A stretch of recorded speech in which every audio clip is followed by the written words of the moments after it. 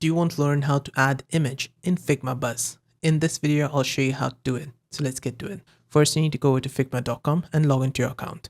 Then on the top right, you'll see this buzz. Click on it. Then let's start with Instagram post, add blank. Now on the left hand side, you'll see media. Click on it. You can add these images from Unsplash. Unsplash is a free stock media website. You can just click here in order to add it. Then you can click on these corners and increase or decrease the size of the image. If you want to upload your own image, you need to press here on the bottom left, upload image or video in the media tab. Then just click here. And let's say I want to insert this one. I'm going to press on it and then press on open.